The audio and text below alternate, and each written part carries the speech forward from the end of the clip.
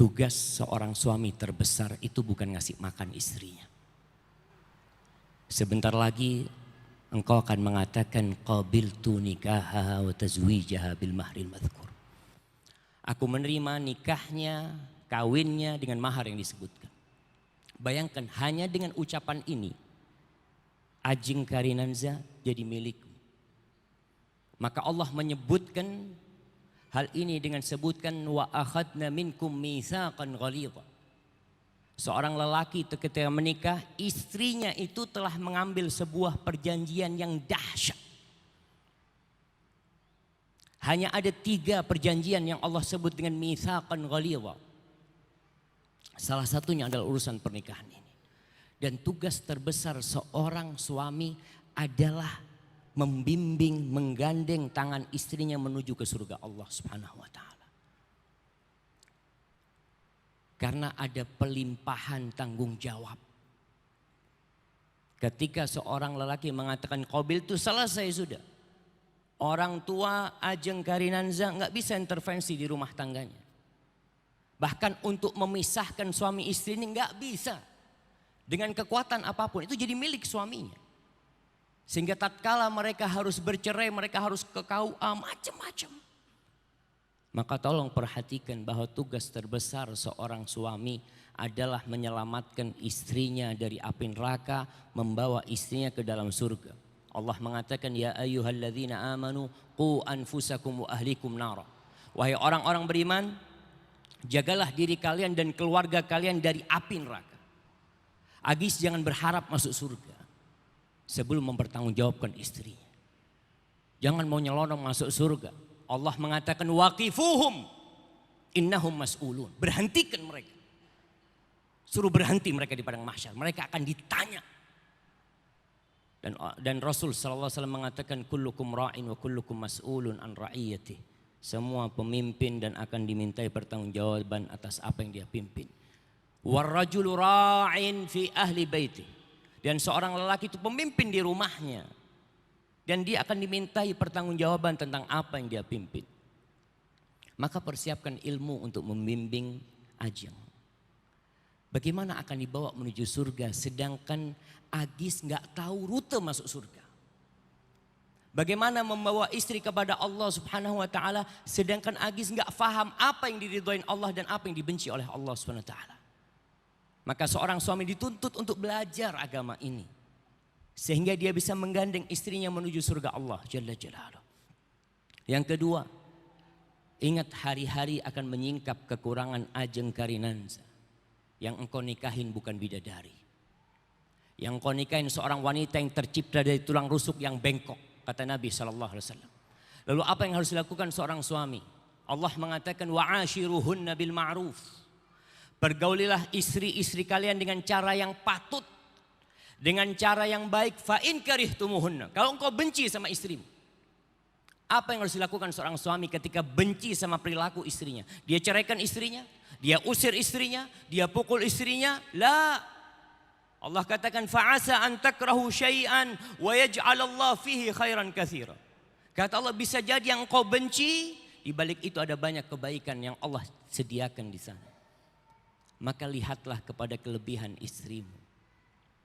Kata Nabi SAW, la yafraq mu'minun mu'minah. Nggak boleh seorang lelaki yang beriman, suami beriman, membenci istrinya yang beriman. In kariha minha khuluqan. Kalau ada perilaku dari istrinya yang dia benci, radhiya minha akhar. Ana yakin dia ridho dengan beberapa perilaku istrinya yang baik. Sehingga Agis pun datang meminang istrinya. Maka lihatlah kepada kelebihannya. Nggak ada orang daftar kerja ditanya kamu nggak bisa apa. Yang ditanya kamu bisa apa. Maka rumah tangga ini akan indah tatkala saling melihat kepada kelebihan dan bukan kepada kekurangan. Dan Rasulullah SAW berbincang tentang manusia terbaik. Dan ana harap Agis menjadi orang terbaik di muka bumi ini. Kata Nabi SAW, khairukum khairukum li ahli wa ana khairukum li ahli. Orang yang terbaik di antara kalian adalah yang paling baik sama istrinya. Yang paling baik sama keluarganya. Dan aku adalah orang yang paling baik sama keluargaku. Banyak orang baik di luar rumah. Baik kepada karyawannya, baik kepada sohibnya, baik kepada partnernya. Tapi sama istrinya buruk. Oleh karena itu seringkali anak usulkan. Dulu ada SKKB, surat keterangan kelakuan baik yang dikeluarkan oleh kepolisian. Seharusnya surat itu ada tanda tangan istri. Karena yang tahu sama suami ini istri, bukan orang lain. Kita bisa tersenyum di luar rumah, kita bisa baik di luar rumah, tapi di dalam rumah kita 24 jam kali puluhan tahun muncul sikap asli kita. Maka Nabi SAW memberikan sebuah standar kebaikan itu, yang paling baik sama istrinya itu orang yang paling baik di antara kalian. Terkadang seorang suami kalau ditelepon sama sohibnya, Masya Allah, ahlan wa sahlan, apa kabar, gimana? Ketika ganti yang telepon istrinya, iya, apa? Dia jadi berubah. Padahal inilah istrimu yang kau harus berbuat baik sama dia. Maka berusaha untuk menjadi orang yang terbaik. Kalau bicara romantis, romantis itu kata Nabi SAW, rahimallahu rajulan qama minal lail. Allah merahmati seorang lelaki yang bangun di malam hari, kemudian dia ambil uduk, kemudian dia sholat malam. Setelah selesai sholat malam dia bangunin istrinya, dek, udah mau subuh dek. Kalau istrinya nggak mau bangun, diambilkan air, dipercikkan air di wajah istrinya. Untuk menghadap Allah Subhanahu wa ta'ala berduaan. Di akhir malam, tatkala doa mustajab pada waktu itu. Itu romantis. Ketika seorang istri berbisik kepada suaminya mengatakan, bang, udah azan bang.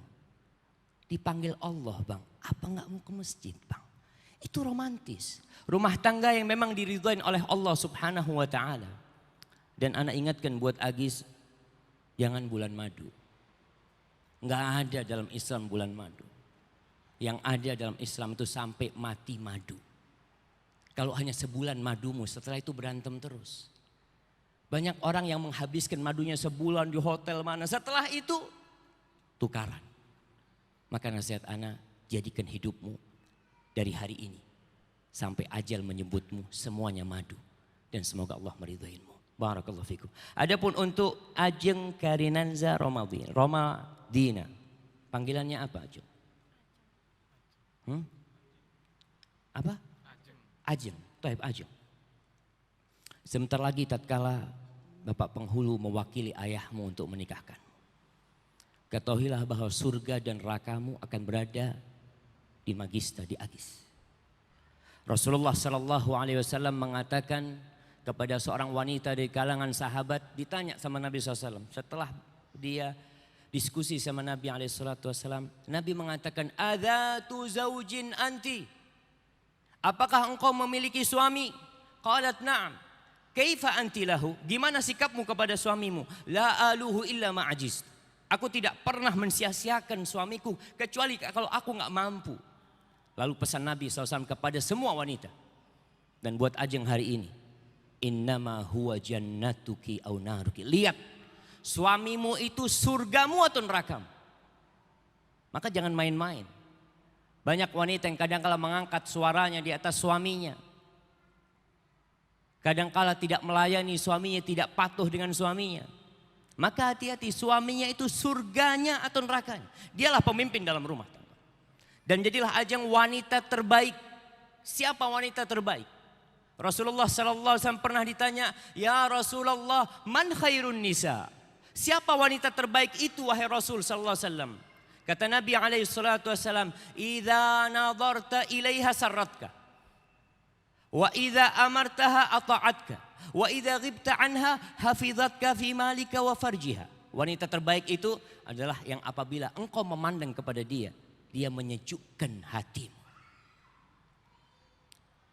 Jangan tampil cantik di luar rumah, buruk di dalam rumah. Kalau Anda lihat banyak perempuan itu kalau mau kondangan, Masya Allah, semua dipakai. Tapi sampai rumah semua digusuk. Seakan-akan suaminya tidak berhak mendapatkan kecantikan dia. Padahal seharusnya engkau cantik di hadapan suamimu. Dan nasihat buat Ajeng. Kalau suami datang jangan ditanya dari mana. Tapi ditanya mau apa. Kebanyakan keributan di rumah tangga itu dimulai suami sudah capek masuk rumah. Belum duduk ditanya, dari mana mas? Allahu Akbar. Akhirnya berantem lagi. Maka berusaha pertanyaan dari mana sudah dihapus dari kamus aja. Yang ada mau apa? Insya Allah engkau akan menjadi wanita yang tenang. Yang kedua, kalau disuruh taat sama suami, disuruh apapun. Selama perintah suami tidak bertentangan dengan perintah sang pencipta. Dan perintah suami tidak bertentangan dengan fitrahmu sebagai seorang wanita, taat dan patuh. Lagi masak dipanggil suami, matikan kompornya. Lagi naik motor mau keluar dipanggil suami, masukkan motornya kembali. Itu surgamu yang memanggil, bukan orang lain. Kadang-kadang kita taat sama atasan, sama suami nggak taat. Bahkan urusan ranjang, ini buat semuanya. Rasulullah sallallahu alaihi wasallam menyuruh wa in kanat ala qatab, walaupun perempuan di atas motor, di atas kendaraannya, di atas onta, kok dipanggil sama suaminya turun. Dan ingat suamimu ini bayi besar. Kalau bayi kecil nangis dibiarin nanti diam sendiri. Tapi kalau bayi besar akan menimbulkan permasalahan dalam rumah tangga. Maka taati perintahnya. Kecuali disuruh ganti genteng. Dek, tolong gentengnya bocor itu. Ini gentengnya, kamu naik ke atas. Wajib patuh apa enggak? Ya enggak lah, karena tidak sesuai dengan fitrahnya. Tapi dalam semua hal, sami'na wa ata'na. Kemudian yang ketiga, ketika suami keluar rumah, wanita terbaik itu akan menjaga kehormatan dirinya. Akan menjaga harta suaminya. Mulai saat ini, usahakan enggak ada yang masuk rumah kecuali dengan izin suami. Enggak ada lagi. Orang masuk rumah kecuali dengan izin suamimu. Nggak ada orang masuk ke Facebookmu, ke IG-mu, ke Twittermu kecuali izin sama suami. Boleh nggak masuk? Ini orang lain ini. Lelaki masuk ke dalam lingkungan dia. Maka tolong izin sama suami. Jaga dan hormati suamimu. Insya Allah engkau akan menjadi wanita terindah buat suamimu. Dan yang terakhir, Ana memohon agar kita sadar jamaah semuanya, bahwa Allah tidak mensyariatkan pernikahan kecuali untuk kebaikan kita. Allah mensyariatkan pernikahan agar kita beribadah kepada Allah. Karena tujuan kita hidup sejatinya hanya untuk mengabdi kepada Allah.